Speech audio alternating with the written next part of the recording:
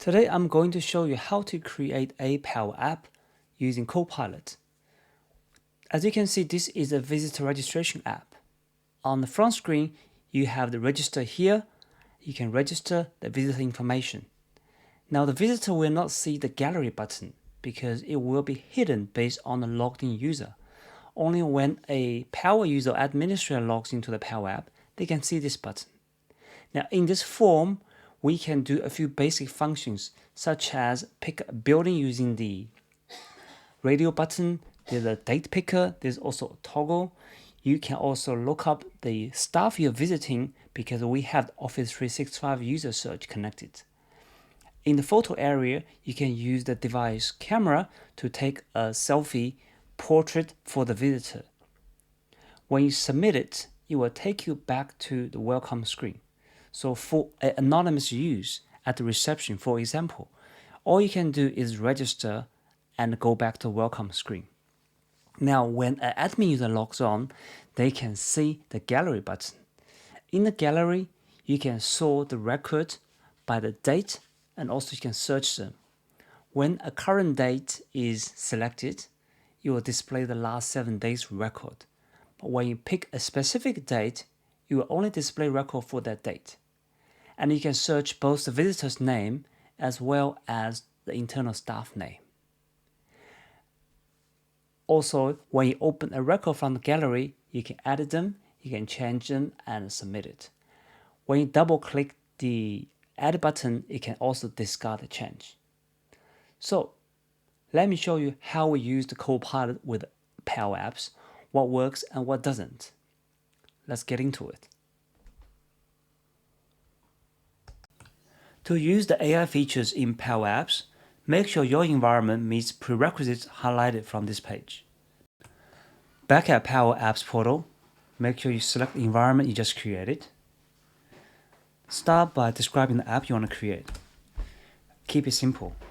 We're going to create a visitor registration app. Let the Copilot prepare the table for you. When you build a Power App, you always start with the data source, which is a table usually. As you can see in a couple of seconds, Copilot has prepared a table for you, which mostly are not what we want, but that's okay. We will further prompt Copilot to modify these fields. Let's say I want to add a text column called staff, which I will be using a Office 365 lookup to add a staff picker. Let's add it. I don't think it will be able to do the Office connector, everything here yet. So let's ignore that. Let's add another one called add a choice column with 3 options. We want a choice column called buildings. 3 options, A, B, and C. Let's see. The building column has been created. If we click on the view column, it is indeed a choice column with 3 options. Next, let's create a option column called yes and no, and hopefully it will become a toggle when we create a form. Here is your disclaimer column. View the column, and looks like it's a yes and no type with 0 and 1. Very good, Copilot.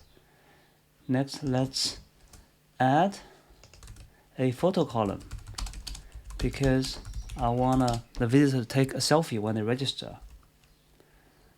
Called photo. Here's our photo column. Let's check it. Doesn't look like quite correct. View column, and is still a text column, so that's not what we want. So let's try our prompt again. First, remove the photo column.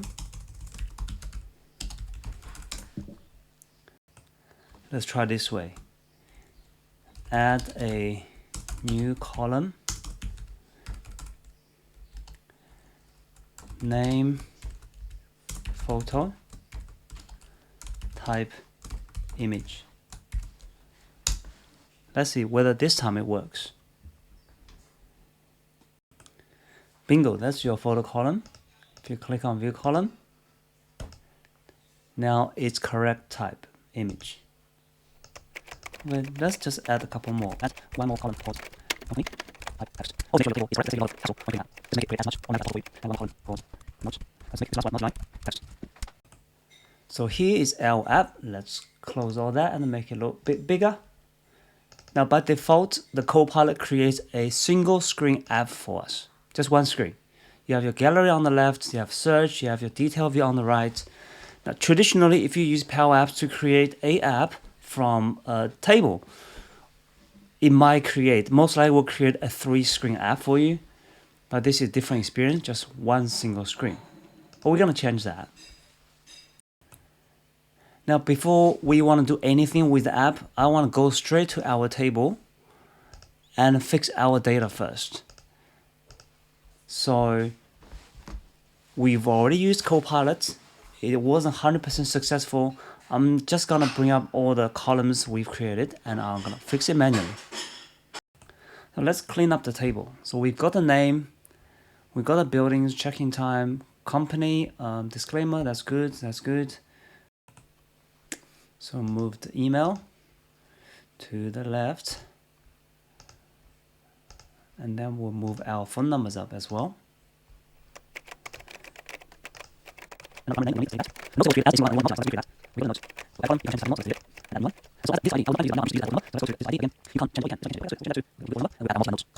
As you can see now, our table data are in order. Let's close this and go back to the app. So that was your Copilot experience, getting a table prepared for the Power App. What do you think? Next, let's use the Copilot to help us create the app. First, we want to add a screen. So let's say create a new form screen with header and a footer. The reason I do that is I like to add a bit of company branding and maybe I need some extra buttons so I can have some space on the header or the footer. Now, this main screen, we might not need it after all, but let's just leave it for now because we can't delete it. This item can't be inserted because the app was created using the font format. So that reminds me of something. Let's change the format before we move any further. So go to your display. We're gonna do a portrait because I'm thinking a portrait iPad that's gonna run our visitor registration app. Make sure your scale to fit is turned off because we want to make this app responsive and you need to do that, turn that off to make it responsive. And we want to show the notification area as well. Let's leave it like that and then we'll try that again. Create a form with header and a footer. It didn't like it again, so no worries. Let's just go new screen. Let's go to template. Actually, let's just go to a header and a footer screen. Okay, so this is our screen. Now we want to insert a new form, a blank form in the middle of this container. So it's called main container 2. So make sure you specify where you want to insert it. So let's call Copilot again. Insert a new form to main container 2. And hopefully it will pick up the table in our database. Here we go. So that looked like it worked. Let's see what has been picked up. Looks like it picked up pretty much everything. So first thing I want to do is I want to hide the Copilot and let's change the look of this form. I will probably make it 2 columns. And then let's adjust these fields by using the edit field button. So you're gonna select your form first, go edit field, and let's just hide the one we don't want, such as this photo ID, and we'll move them up and down to make it look nicer. Okay, so this is the new layout. Next, let's make some changes. For example, this drop down is the building. Now the drop down in Power Apps is ugly. So let's change to a checkbox. What about the check-in time? I would like to default to the current date and time. And disclaimer, we want to be toggle. So let's try all of that. Oh, one more thing. The staff lookup is meant to be a lookup table with Office 365 connector. So let's make that changes too. You can see I have tried the Copilot already. I've tried telling the actual data card and also have tried the actual value. Ask Copilot to change to the current date and time. That didn't work. So that's okay, we know that doesn't work. Let's just change it manually. First, you need to unlock it if it's still locked. Select the actual value, go to advanced. Now the default date, we want to go now. So just do that. So that becomes current date. For the time, go to the value on the default. Instead of parent.default, we're going to change that to now again. And same as the second. So as you can see from my computer clock, what time is it? And it matches our check-in time on the screen. Power Apps always creates choices column to drop down, which is not always what we want. So here I want to change this buildings drop down to a radio button. Let's see whether Copilot can do that. Change. So make sure we select the correct card. Data card value 12 to radio button. Unfortunately, that didn't work. It will be great if it works, because this is kind of those nitty-gritty things that new Power Appers always get caught. Seems very simple, but actually it's difficult to do if you don't know the Power App. So let's replace it manually. First, we need to unlock our data card. Copy the item property of the current drop-down control. Now select data card, and then we want to insert a radio. Now once the radio is inserted, just a little bit, we want to change first the layout to horizontal. So change vertical to horizontal, and it will be 3 options. So we don't manually do the 3 options. We're just gonna go to select your data card for the radio, go to the items property, and paste the choice, the items property from the drop down, and we're done. So that's the 3 choices from the option column A, B, and C. And now we can delete our drop down. I'll fix this by click on this edit. Now the drop down was called data card value 12. Now we called radio 1. Change this one to radio 1 as well. And the second one, it's the radio 1 selected value.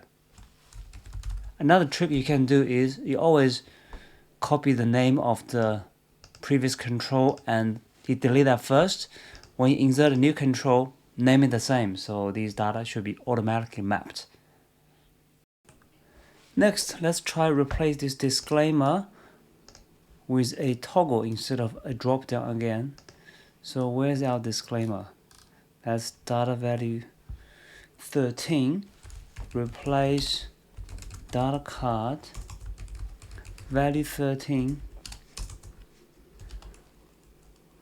with a toggle. Well, that also didn't work, so let's do it manually. Make sure you select data card, go insert, and pick our toggle, insert, We need to unlock data card, of course. Let's update the update property of this data card. So delete this. The data card value 13 is our dropdown, which will be deleted. And we're going to replace it with the choice of our toggle 1 to the update. So now let's delete this and fix the mapping on that. So that's just the, for the UI, that's going to be toggle 1. And here going to be toggle 1. Let's quickly change this display text as well. So open your toggle, hide this Copilot. So you're gonna go to advanced and look for the true text and the false text right here. So I'll call the false text a no. Your visitor does not accept your terms and condition, and the true text will be a yes. And by default, it's always a no. Okay, so that's it. Next, let's change this input to a staff lookup to our Office 365. So first, you need to add a data source called Office 365 users. The connector is in. Let's go back to our main screen and pick this. This is called the data card value 18. Okay, let's try Copilot. Replace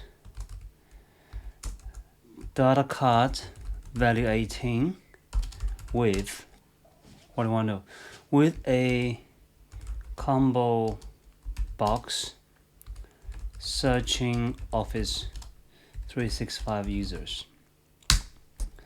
I will be jumping out of my seat if this worked. But this is a very essence that if we want to make Copilot useful, this type of action is very useful for new Power Apps because it could take them hours to work out how to do it, right? Okay, that didn't work. So let's do it manually. So first we want to insert a combo box. So select this, go insert the combo box, unlock and add. And this combo box will ask you to select which data source, which we will search Office 365. Brilliant. So that is a connection we already had. Now on the item property of the combo box, we need to change this to Office 365 users dot search users v2. What we're gonna do is whatever you put into text input, it will be the search term. So it's gonna be a search term. And search term is our text input number 1 dot text, and then let's return the top. Let's return the top 999 results. Close that, and that's it. It's a bit easier. Okay, rid of this box. We're gonna rename the combo box. Hide this way. So the data binding will remain.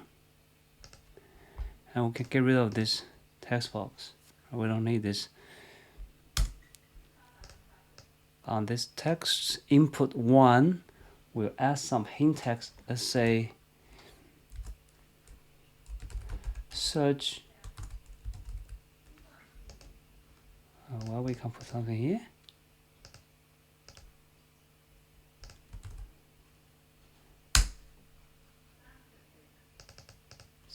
Don't put a default there, and we'll go search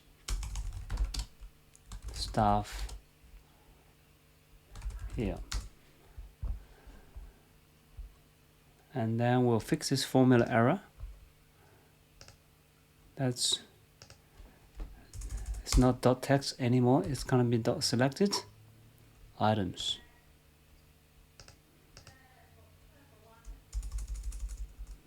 Maybe it's not the dot selected items. What would it be? The reason it didn't like the select item is because of it's a Office 365 user search that's coming back to this combo box when we do a search up here. And it has lots of properties. So you're not returning one item. And our table is just a text column. So we need to return a specific item. And also, we need to use a first to represent that is the item we are selected in the dropdown. And then you're going to return the actual property to the table column. So what I'm going to do is I'm going to pick UPN, which will be used for something else in later video. One last thing, just highlight your combo box and this select multiple. We want to change that to false because we don't want you to select multiple stuff. Okay. So we are happy with this new form screen. Let's just minimize all that and I'll change the screen 1, rename it to new form. And let's make a gallery screen. So bring up our Copilot, add a gallery screen. It didn't actually do a gallery for us. Let's try a different way because we want to keep every screen with the same format with a header and a footer. So we will add a new screen with header and a footer. And then we'll pick the main component like this one and add a gallery to it. So maybe it's not called gallery. What do you call it? A list. So let's try. So we're gonna pick this main container 4. And you know what? Let's just do this. It's much easier. I'm gonna do vertical gallery. And then pick our visitor registration. So let's check. Okay, it's looking good. So we wanna, what do we want to display? We want to display the photo. We don't need ID. We want to display the name. Display the name. That's your name column. Name and the will be relation company and what we'll be using. So start. Change that.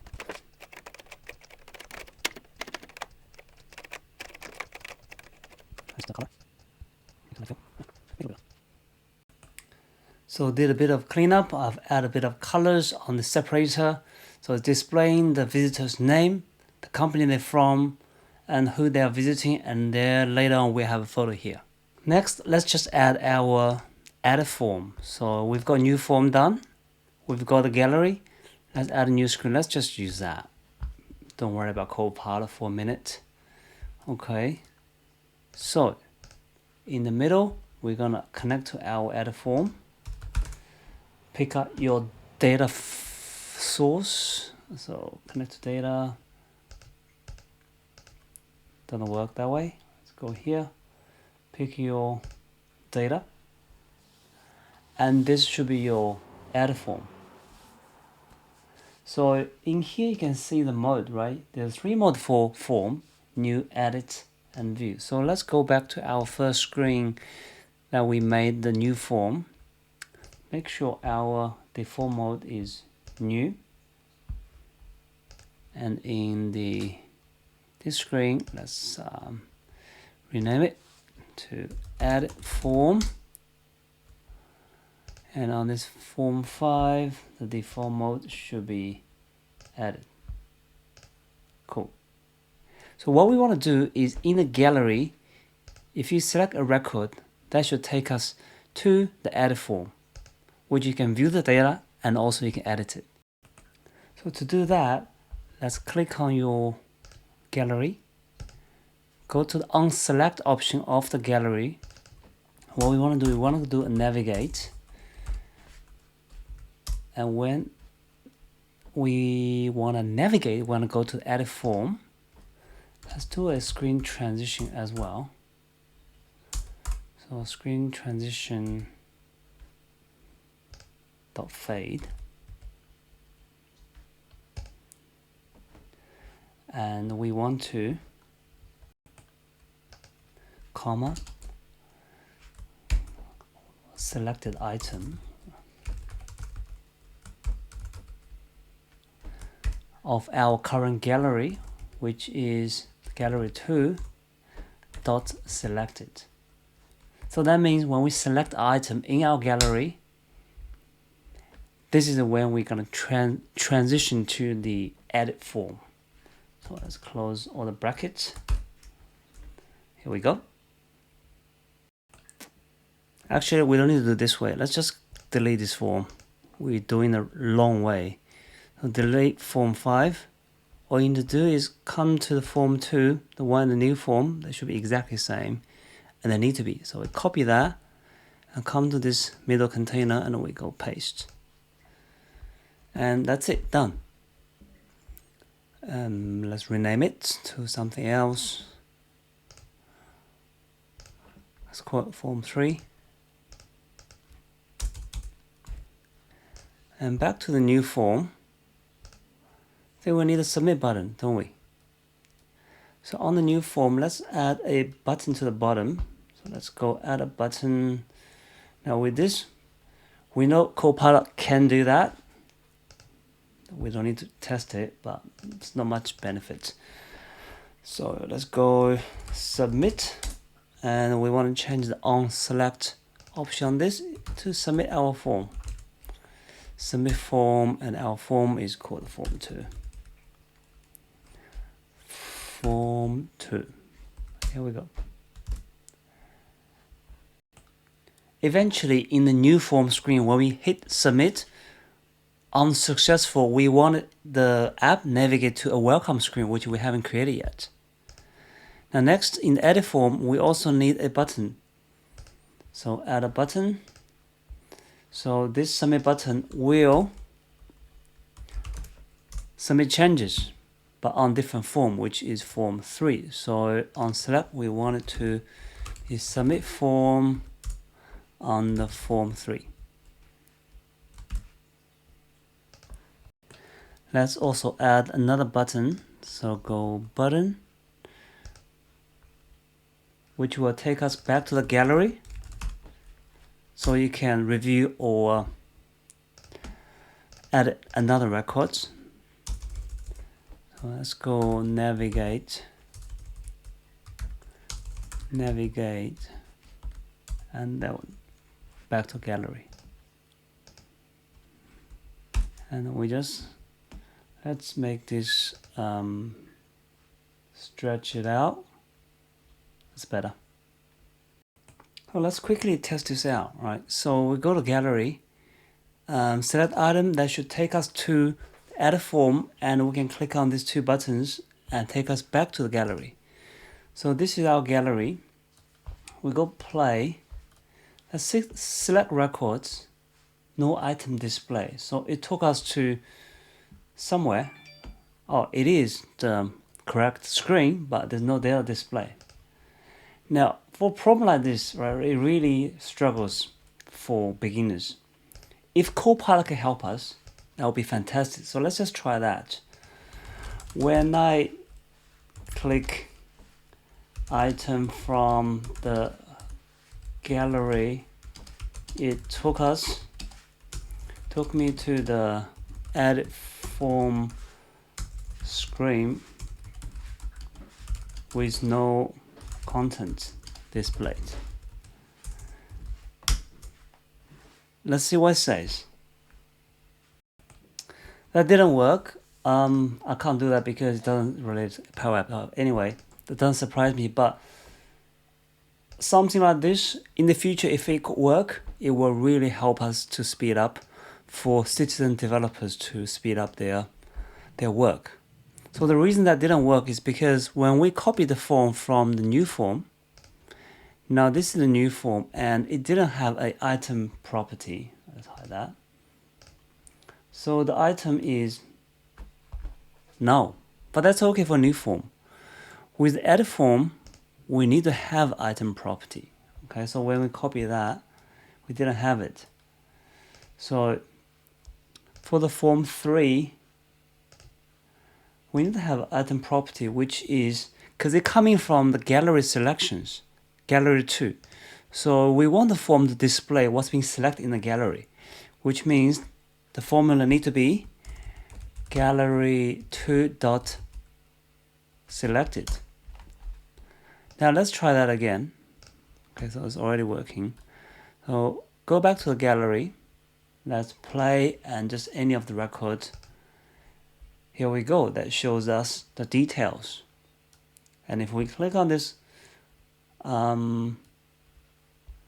gallery view, should take us back to gallery. Let's see whether we can update it.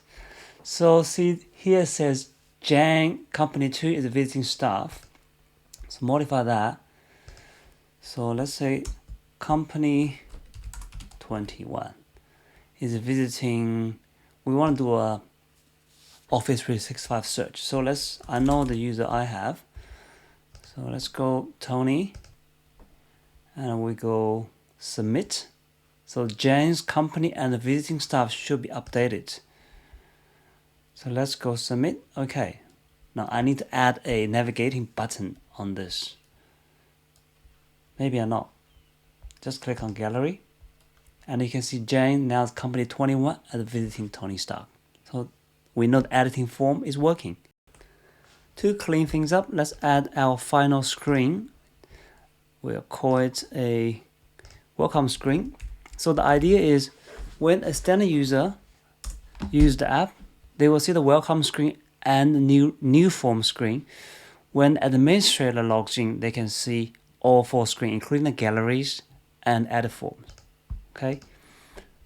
First, I would like to add a wallpaper. So select your screen. Under the property, you can browse any image you have on your computer. I already have one here. Let's update that. Now, we need some containers. So you might wonder, what is the container? Let's go fill. When you look at these screens that's been created by the template, see all that? There's the vertical containers, there's the horizontal containers. These will keep your elements inside the screen responsive. So no matter what size is your app is running, it will take the whole real estate of the screen and become responsive. If we don't do that, now when you turn your screen sideways or put onto a different size from what you were designing, the icons will be all over the place. It will look terrible. So we really need to design our layout well. So I'm thinking to have a data time on the top, maybe some other element at the bottom. So let's just start by inserting a container. So I'll call it a vertical container. Let's put on the top first. So this one I'm thinking to put a time, maybe a date here. And then I will insert another vertical container in the bottom. Not inside, but you can do that. You can have containers inside containers and containers. So let's do another container. Maybe we just copy that. Copy and paste. We'll just cut it. Paste there. And then we'll move it.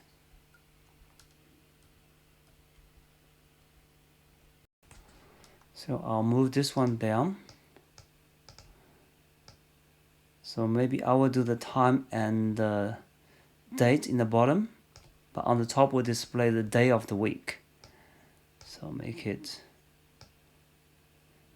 because there's going to be 2 elements in the bottom one. So on the left, we can have the time, and on the right, we can have the date. So let's add another container.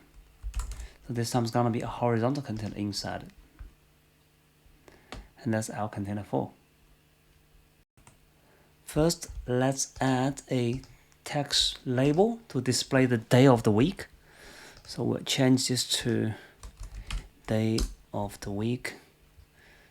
And you're going to pick this text property. And what you're going to do is you're going to do now. That's going to give you the current time.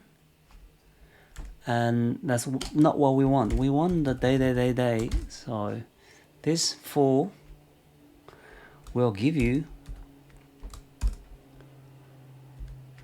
text, the day of the week. So this is the formula you're going to use. Change the colors and the size, make it look better. Just remember, with the container, you can't really drag and drop it anymore.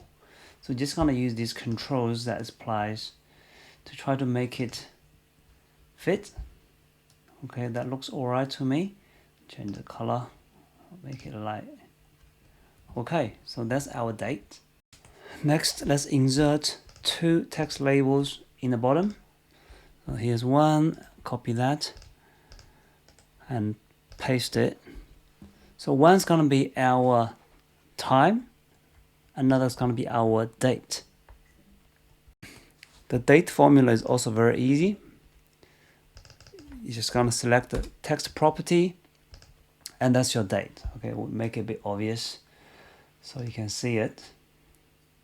Change that one.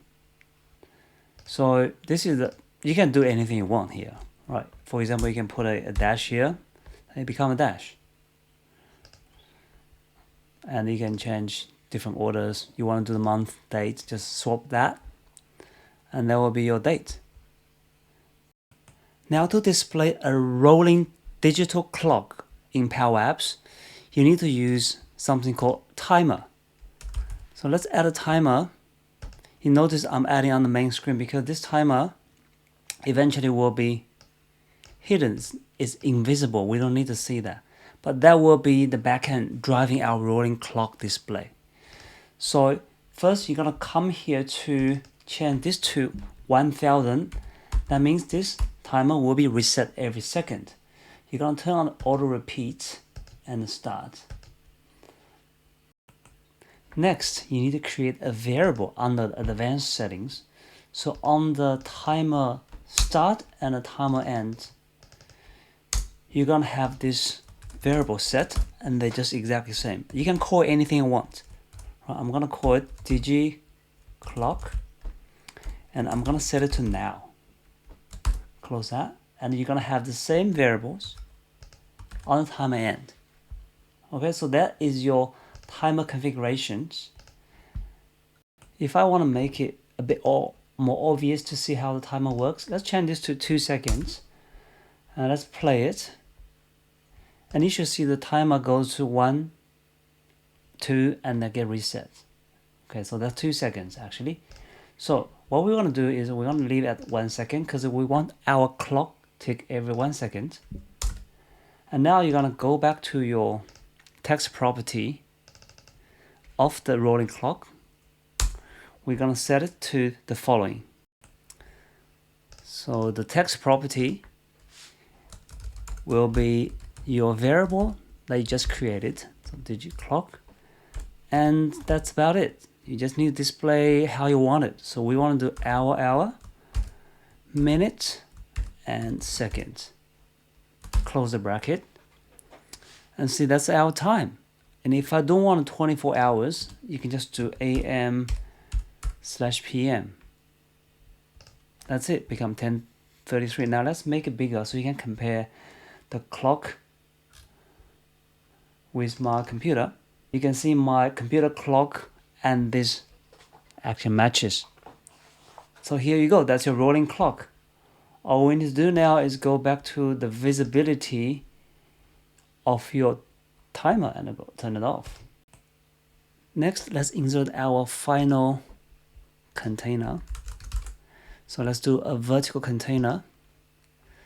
This one will be in the middle of the screen, and the top part will have a text box, a text label that will be say something like, welcome to our company, welcome to the Starbase. And then the bottom is going to be another container with a couple of labels. So let's add another container. We're going to have 3 labels. It's going to be a horizontal container. And in there, we're going to have buttons. So let's go button 1, we're gonna be at another button, button 2. So the first one will be register here, and the other one will be called gallery, and this gallery button will be hidden. When an admin login, you can see it, but normal user won't be able to see that. I'm happy with this welcome screen, so let's just fix these buttons. So on select for register here, we wanted to navigate to our form screen, which is called new form, and you're gonna open a new form. So just go new form of form 2. That's our register here button, so that's form 2. On the gallery, just easy, just go navigate to our gallery screen. That's it. This is gallery 1 or 2, so it's called gallery 2. Here we go. Let's try it. Play that button. This one is your gallery. Now I don't have a back button yet, so that's okay. Come back to welcome screen, try your register here, and that's your new form. Brilliant. Now when we go play this, and if we change the orientation to horizontal, notice this container wasn't taking up the whole space, and the bottom, the clock has disappeared. So it's not very responsive, isn't it? And the reason is, if we observe all these responsive screens that Power Apps created for us, they all started with a container that covers the whole screen. And we didn't do that.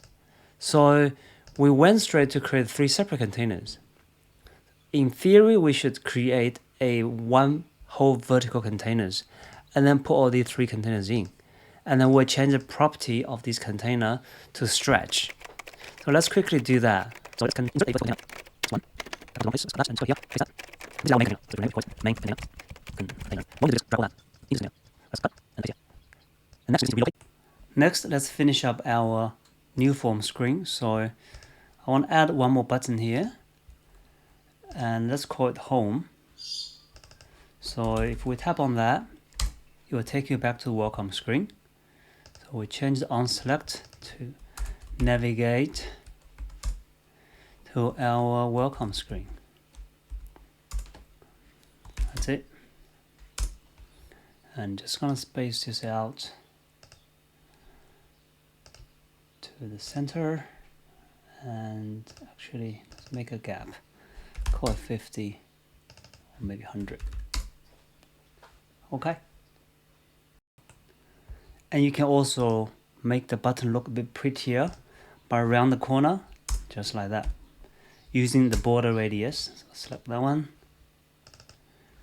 do a 5 here as well.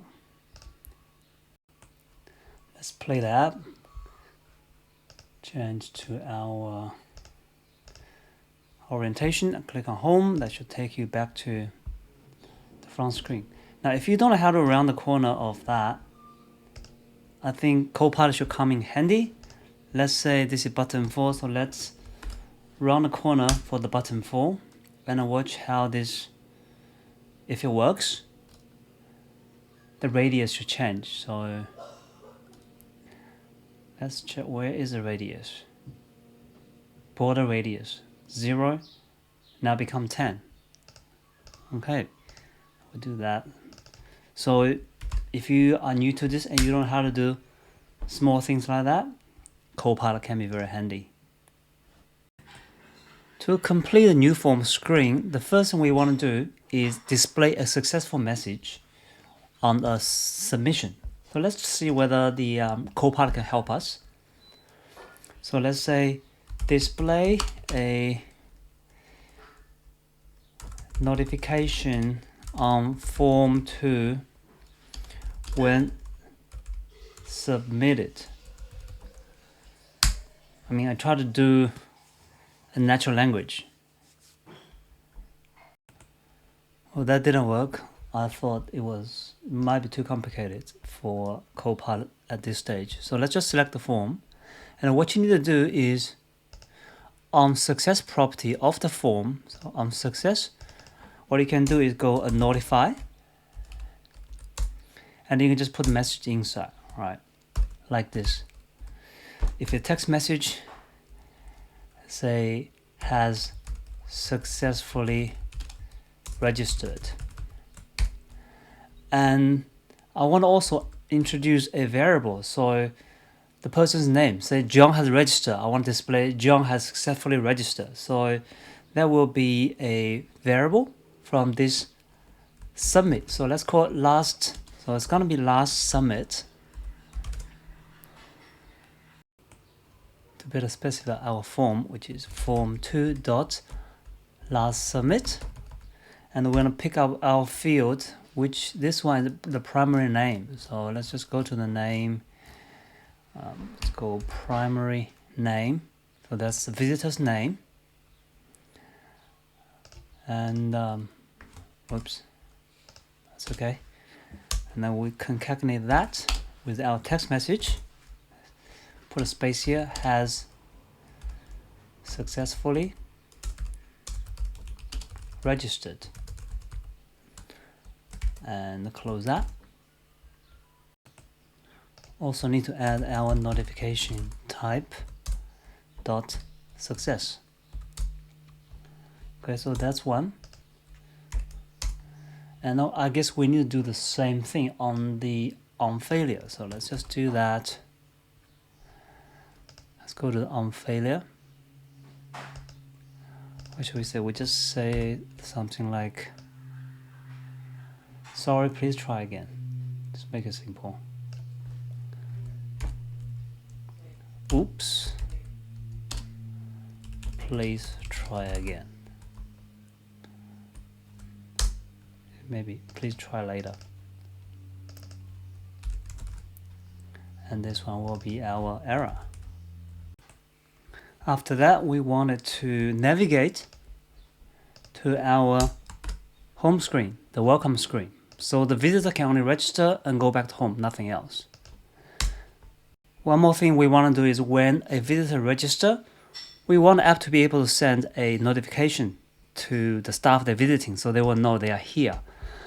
To do that, we're going to use a Outlook connector. So go to the data and bring up your Outlook connector. Connect that. To send an email, you're going to use the Office 365 Outlook Send Email V2. And then you're going to put email address here. So how are we going to get email address is because we want an email address of the staff here, not the actual visitor. So to get this, we can use the Office 365 connector. Since we already got a connector added, let's leverage that. So to use it, this is to grab the information about current user. That's not what we want to do. We want to show information about another user. So we're going to use this Office 365 user profile .mail because we want the email address. And this is where we're going to replace. So come back to our app. Let's go to the form, expand that. So we're going to use this connector. And the information we're going to get is we're going to use whatever has been fed to this dropdown. Now, if you remember previously, we talked about this data card is actually feeding the UPN back to our table. So when users select a staff member from this dropdown, it is returning the UPN, which in most cases are the email address.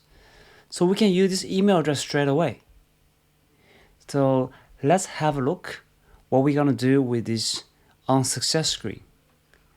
So under here, you can see when we use the connector, we are returning the last submit.staff. We can use that UPN straight away. And then we just have our email subject and email body. The email body, we used the same variables that we picked up, the actual visitor's name, and then a bit of building information that you can build anything you like. Next, wouldn't it be nice if the user can also get a notification from Teams. So to do that, let's add a Teams connector to our Power Apps. Now, usually you wouldn't be able to do that easily within the Power Apps. You will need Power Automate Flow, and that will make things quite easy. But I try to make a very self-contained Power Apps, so this is what we're going to do to build this function within the Power Apps. To send a message via Teams without the connector, no, with the connectors, but not without Power Automate Flow, we need to do two actions. One is to create a chat, and then you can post the message to the chat. And what we're aiming for is we're going to create a one-on-one chat between the Power Apps and the user that getting notifications. So first, we are creating a chat, and also you are utilizing this same UPM and with a topic.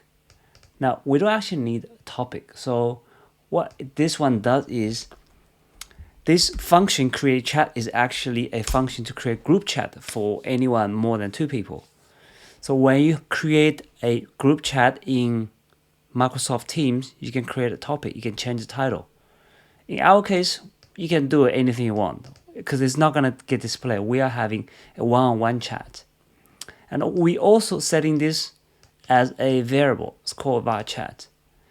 Next, we're creating another variable called post message, and in here we're taking the ID of the chat we just got created, and then we're doing a message, which same sort of stuff we did before with a bit of text and variables, but this is something you have to use, right? Recipient and message body.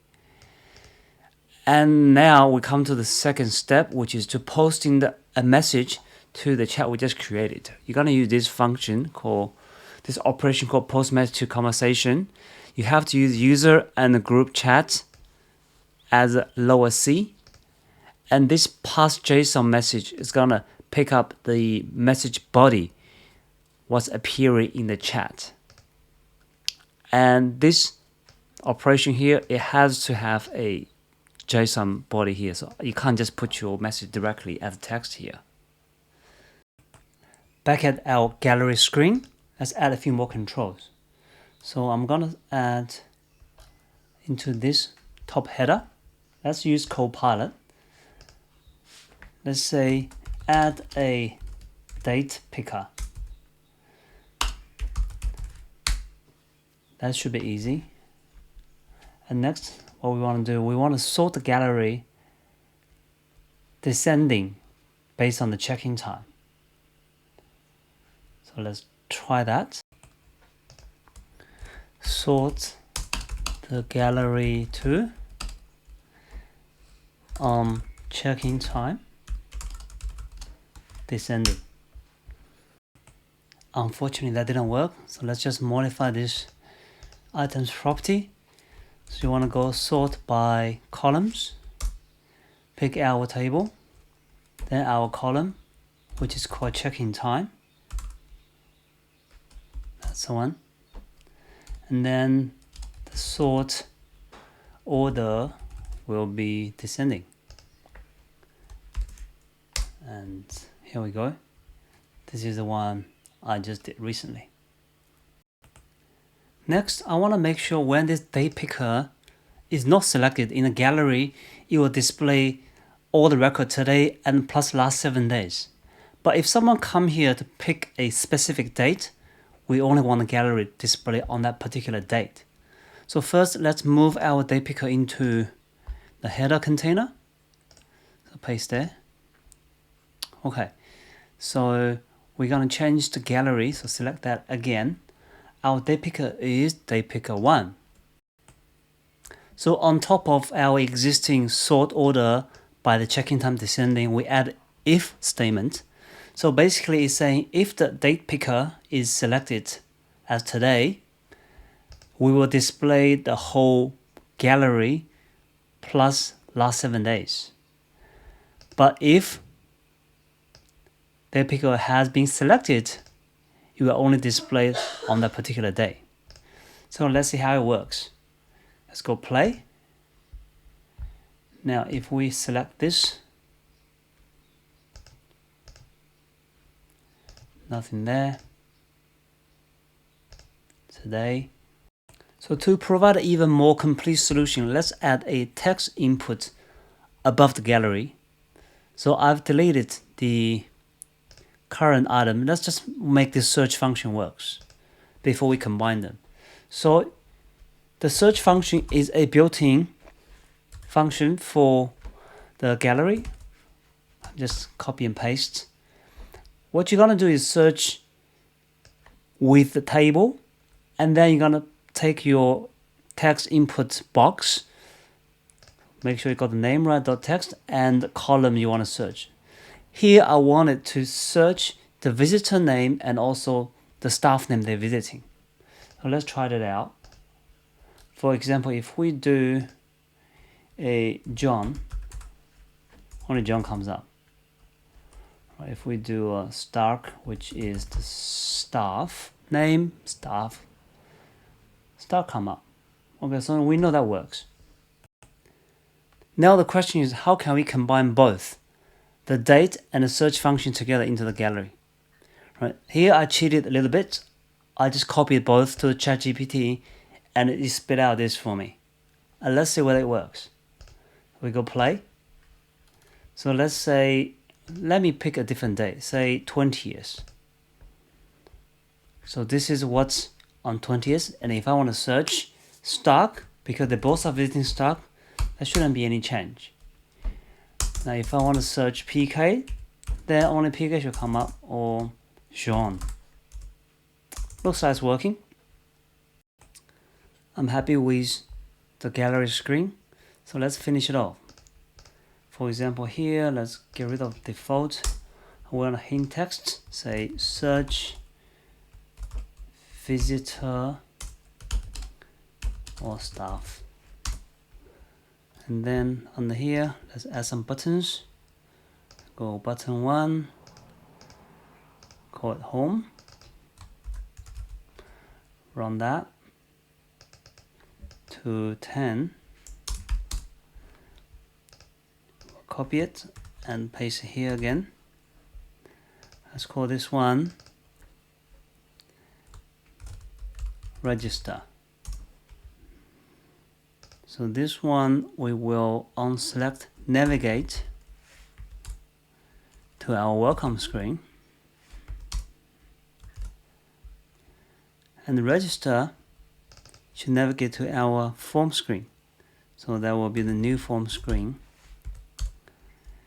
New form, and we're gonna do the new form dot new form. Nope, just copy that.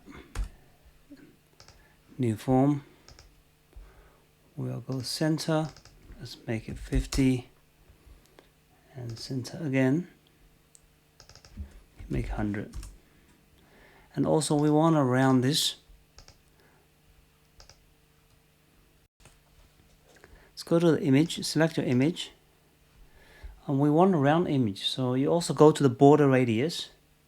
What you do with the image is you're going to set it as same size as your, set the border radius at the same size as the size of the image, so that'll become a circle. Moving on to our edit form, let's add a button here to the footer, and we want to call it edit. When you select item from the gallery, and it will take you to this edit screen, but firstly you will present it as a view only. So we want to, when you click on this edit button, it will turn to edit mode. So we go to unselect, expand that, let's copy this formula in. So it says when this form 3 is at the view mode, by tapping on this button, it will change it to the edit mode. But if the form is already at edit mode, you will just discard the change, reset the form, and then change it back to the view. Let's also update our submit button here. So right now we only have the submit. Let's add, when we submit it, that means at edit mode we made a change. we wanted to change back to the view only mode. And then we display a notification on the screen. Right, so let's try this. So let's say we want to now, this is already edit mode. Let's go back to the gallery. Play that. Click on the record. It should take you to this screen. Okay, now this is not working. It should be presented as a view. Now first, of course, make sure your form on the edit screen is set to the view mode. So when we navigate from the gallery to the display form screen, it's view only. Without clicking the edit button, it wouldn't turn to edit. Next, a lot of our display problem is due to the default property. So as you can see, all these data cards, the default property is always set to parent.default, and they get that property automatically when this form being created. However, when we replace this input control, we didn't add that, and it doesn't come as default. So, for example, this radio buttons, you need to set your default to parent.display name.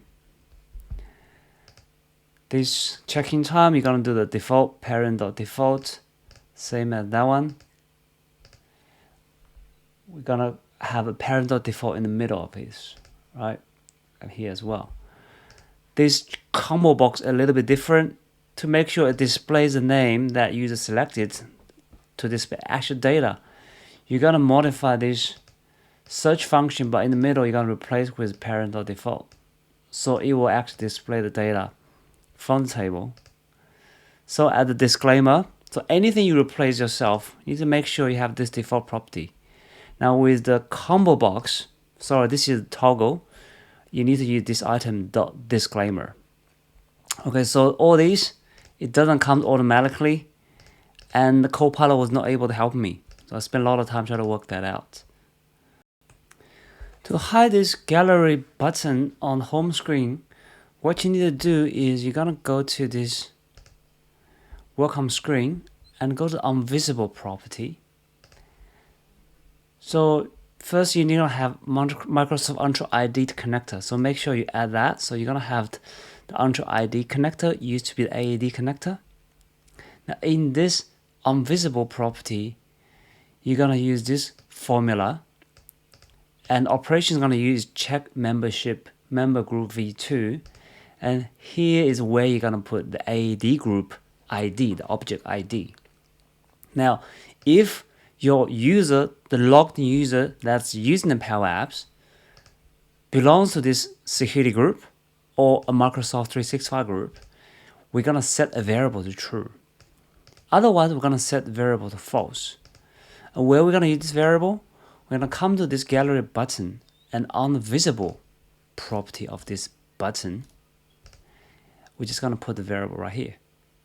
So if your user are not part of this group, when they launch this app, they won't see this button. Then you might not be able to see this on the play because it might not be able to checking and calling these operations instantly. But if you test this app on your devices, for example on the iPad, it will work.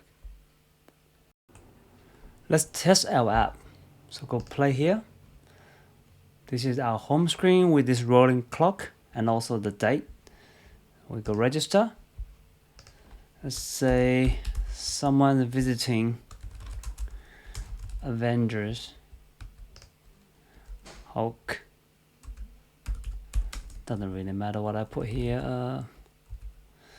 Avengers.com. Okay, building, we're gonna visit our Stark. I'm gonna pick a Tony Stark. Before I click submit, I just want to show you guys in our Outlook, we have logged in Tony Stark into the Teams and Outlook. Okay, so let's wait for this message to appear. We go submit. First, you should see a successful submission message within the app, which is this one. And now if we switch back to our Tony's email address, see Tony got a email says Hulk is waiting for you at building B. And we also got a one-on-one chat from the user of the Power Apps and saying your visitor is waiting. And this is all happening without Power Automate flows. And back to our app, we can go to the gallery, and you can see, because sorting by the check-in timer, so you can see Hulk just registered. This is in the view mode. You can change it. You click on edit. You can change. Double click edit. It discards the change, and then you can submit a change. Click on submit, and here's a change. Beautiful. I apologize for such a long video, but in the end, we've done it. In this video, we have created a Power App for visitor registration with the help of Copilot.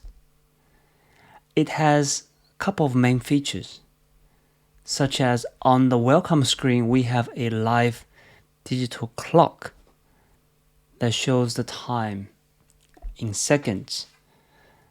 And we also have buttons that are only for admin, which when the app launches, it will check the login user for the Power Apps and decide whether to show or hide a button.